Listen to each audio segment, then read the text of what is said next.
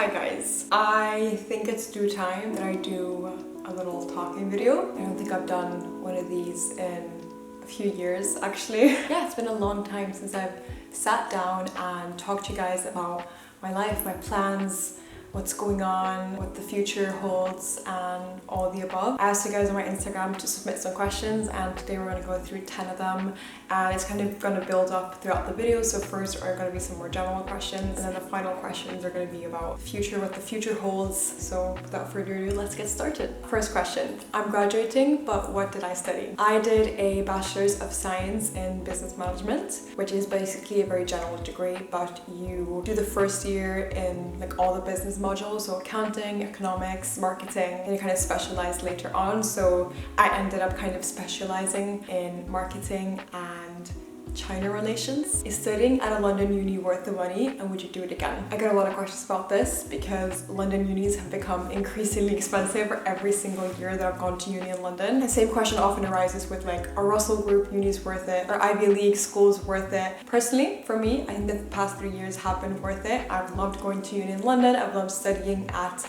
the school that I've been studying at, and I would definitely do it again if I could. That being said, the prices have increased so much while I've been at uni.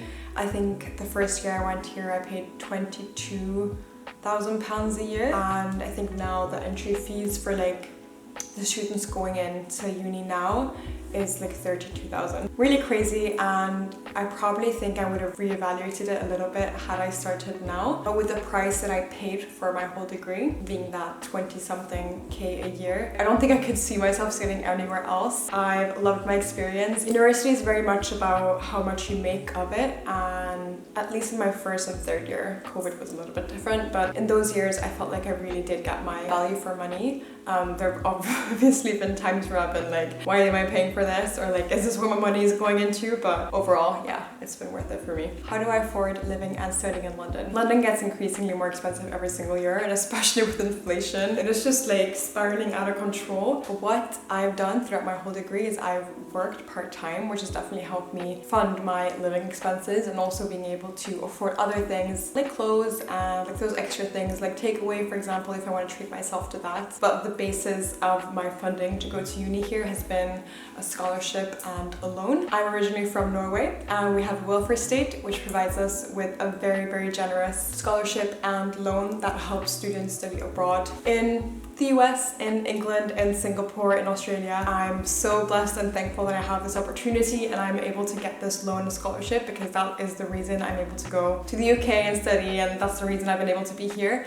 So that's been like my primary funding. I think in total every year I get around £40,000 to study in London, and that's for tuition and living and everything. Yeah, I just make that work, and everything else that I want to buy, I take that out of my personal income. Did I manage to graduate? I got my final exams back a few days ago actually, and yes, I did manage to graduate. I'm super happy with how it went, and I'm also super happy with like my evolution or like transition, I don't know, throughout uni, because I started out being like super focused on like, oh, I should only get firsts or like above 70s, and I would be very sad if, you know, I wouldn't get the grades that I kind of wanted. But later in uni, I've just been much more content with, you know what, it's not always about how well you do. Sometimes you can put in a really brilliant report and the professor doesn't like it, or maybe it doesn't hold up to the standards, and you're competing with so many other people that are so great. So I've kind of learned to cope with more that it's not really about the marks you get back, but it's more about the work you produce, how much you learn, how you feel about the work you produce, how much effort you put in. And I'm very content with the effort that I put in this year, how much I've learned, and also the results that I got in the end. Let's talk about my current feels. How am I doing? Are you happy? I am. Probably one of the happiest I've been. I had a little bit of a downturn, I feel like, in COVID. I think a lot of people did, but it was definitely much more of a lonely time. I had my boyfriend living in another country. I was home a lot in Norway, but I was also here, but I couldn't see anyone. School was closed, restaurant was closed. I would see like one person in the library, then I would have like a week where I didn't see anyone. I think it's sometimes actually good to get that contrast too, where you suddenly don't feel that great, where you have things, where things go against you basically, to really appreciate when times are good, and when you realize like, wow, I have this amazing life, and I'm so blessed and I'm so thankful and I'm so happy. But yeah, I'm very happy. Thank you for asking. How does it feel to finish uni and are you nervous about the future? I got like a little bit of a premature like shock feeling. I think a lot of people get it like in the summer when they actually finish. I got it very prematurely. I got it in January and I was freaking out by the fact that like I was never going to uni again maybe.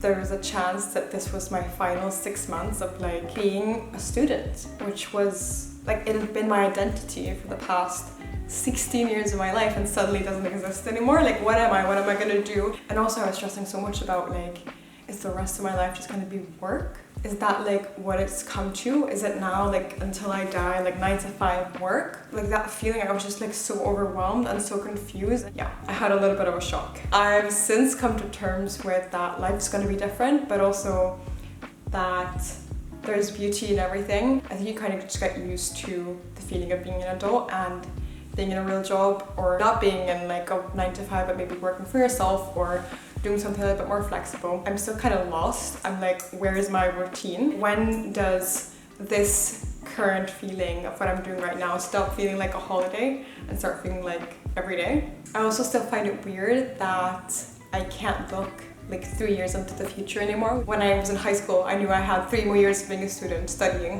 When I was in first year, I knew I had 2 more years of being a student, maybe doing a master's. And now suddenly it's like, oh, what does the future hold? I have no idea. How do you feel in the midst of all the transitions you're going through? I'll sum up like the transitions that I've had in the past. That they include moving in with my boyfriend for the first time, living in a new area, not being at uni, not spending time at campus for the first time, being fully financially independent, so not having my loan or scholarship. It's all just going to be covered by myself and what I earn, and not being in that safe friend environment where you had your university bubble and every time you go to campus your friends are there. I think I got so used to living around campus. I would see my friends almost every day. I would walk past them and suddenly now it's like, oh, they don't live next to me anymore and you need to go out to meet your friends. And as I said, like you get used to everything. I still feel like I'm being on holiday, but I guess sooner or later I'll feel more like every day.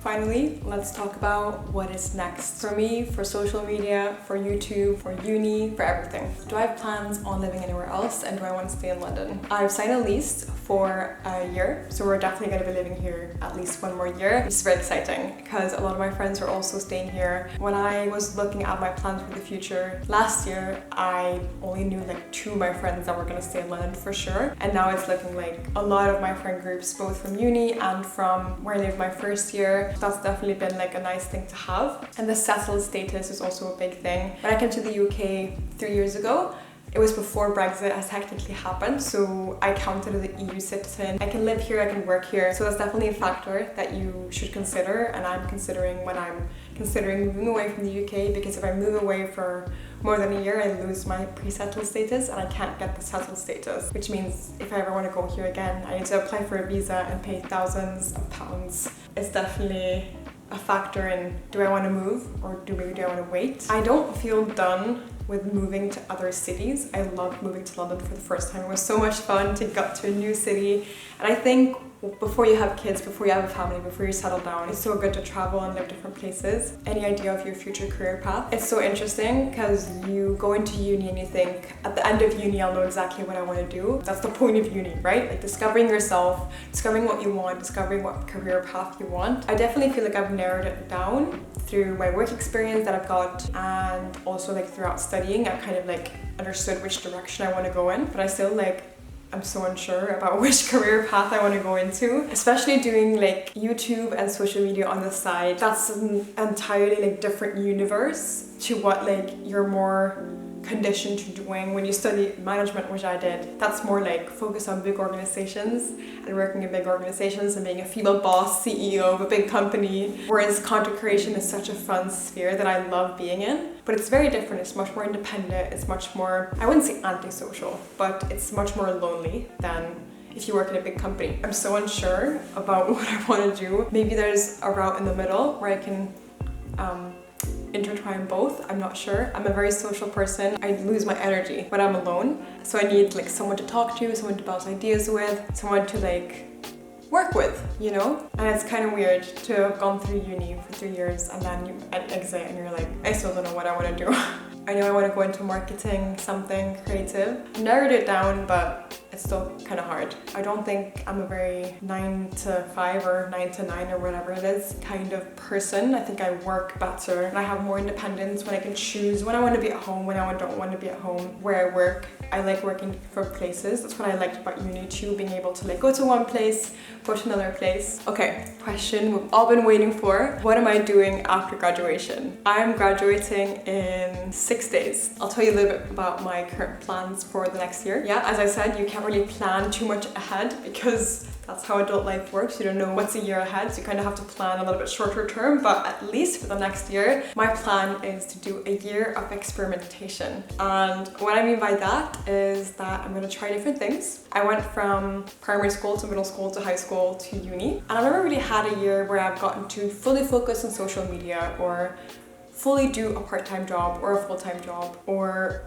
fully get to do something different or fully get to travel or fully to take any opportunity that comes and just say yes because I don't have any other obligation. So this year I'm going to try to do that. Maybe I'll apply for a part-time job, maybe I'll just do social media full-time. That's how I manage to fund my day-to-day and my rent and everything right now. Maybe I'll just continue doing that if I find out that that's something that I think is sustainable and that I can do, you know, full-time, because I've never done social media full-time before. I've never done it without having something on the side like uni or high school, and with that I have the opportunity to travel and to visit my friends that live abroad. Or maybe I figure out that I kind of want a part-time job, a more stable thing, or maybe even a full-time job. We'll just see. I'll take you guys along on the journey, obviously, because you're such a big part of it. But yeah, I think it's all about like finding yourself, finding what works for you. And that's really what I want to do this year, because I haven't experimented with that ever. And I'm just curious to see like what works for me. What are the next steps for your social media? My plan is to continue with YouTube and Instagram.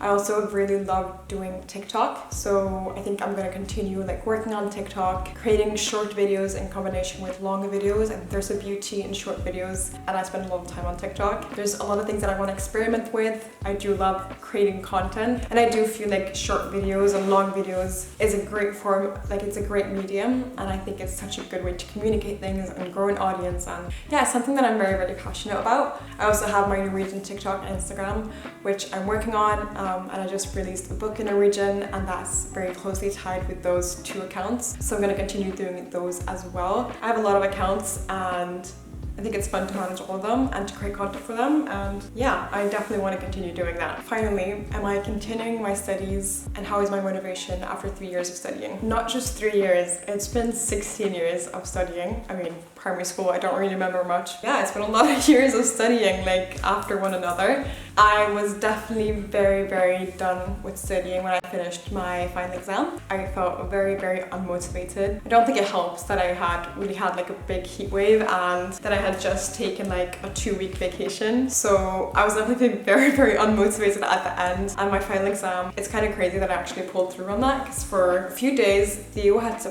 pressure me into revising for my exam because there was no way I was going to do it. But it ended up working out. I passed. I'm happy with the grade. Whatever. Now I'm so nowhere near going into uni like in August. I'm very, very content with my decision on having a year without studying for the first time. I think I need it. I think it's good to have that break if you feel like you need it, and I definitely need it because I don't think I would be of any value going into a degree right now. But with that said, I don't feel done with studying yet, and I do want to apply to a master's.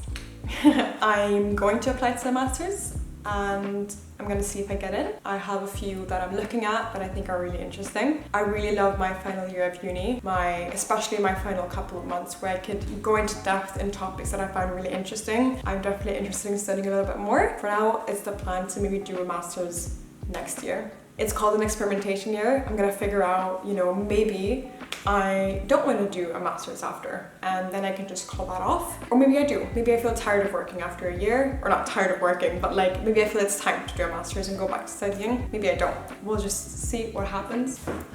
Okay. I feel like I got a lot off my heart.